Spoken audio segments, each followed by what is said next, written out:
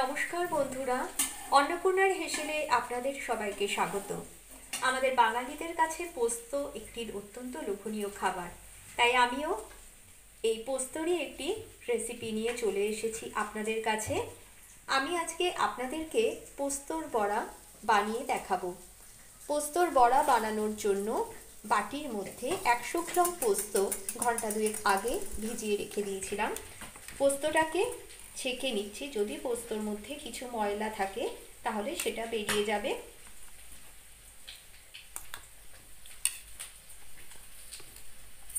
দুটো মিডিয়াম সাইজের পেঁয়াজ কুচিয়ে নিয়েছি, আর তার সঙ্গে দুটো কাঁচা লঙ্কা আছে। এই কাঁচা লঙ্কাটাকে পোস্তর সঙ্গে মিক্সিং জারে একেবারে পেস্ট করে নেব।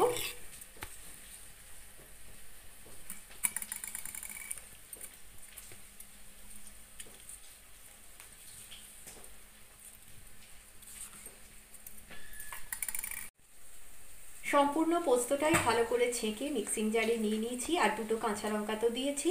এবার ভালো করে মিহি করে মিক্সির মধ্যে পোস্তকে পেস্ট করে নেব। ঢাকনাটা লাগিয়ে দিচ্ছি।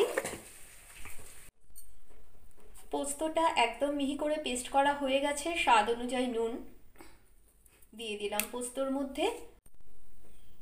কুচানো পেঁয়াজ পোস্তর মধ্যে দিয়ে দিলাম। এবার একটু ভালো করে মাখিয়ে নিতে হবে। পোস্তটাকে ভালো করে পেঁয়াজের সঙ্গে মাখানো হয়ে গেছে। এইবার মূল রান্নায় চলে যাচ্ছি। গ্যাস অন করে পরিমাণ মতন সর্ষের তেল কড়াইতে দিয়ে দিলাম।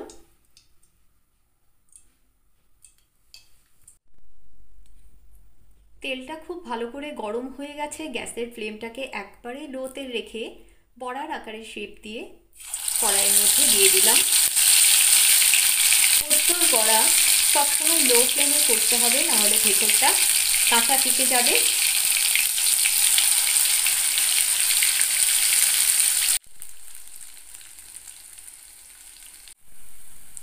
পোস্তর বড়ার একটা সাইড ভালো করে ভাজা হয়ে গেছিল, অপর পিঠটা উল্টে দিয়েছি। পুরো পোস্তর বড়াগুলোই কিন্তু গ্যাসের ফ্লেমটাকে লোতে রেখেই করেছি। একদম লালচে করে ভাজা হয়ে গেছে, তুলে নিচ্ছি।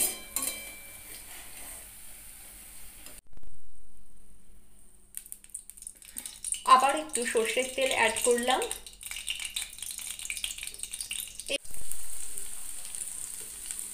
এবার বাকি যে পোস্ত বাটা ছিল সেই পোস্ত বাটাটাকেও বড়ার আকারে শেপ দিয়ে কড়াইয়ের মধ্যে দিয়ে দিলাম।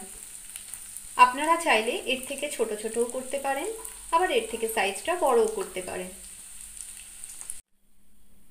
বন্ধুরা, আজকের ডেলিশিয়াস পোস্তর বড়ার রেসিপি যদি আপনাদের ভালো লাগে তাহলে অতি অবশ্যই আপনারা আমার চ্যানেলটিকে সাবস্ক্রাইব করবেন। ভালো লাগলে লাইক, কমেন্টস এবং শেয়ার করবেন। ভালো থাকবেন বন্ধুরা, দেখা হবে আপনাদের সঙ্গে অতি শীঘ্রই পরবর্তী একটি ভিডিওতে।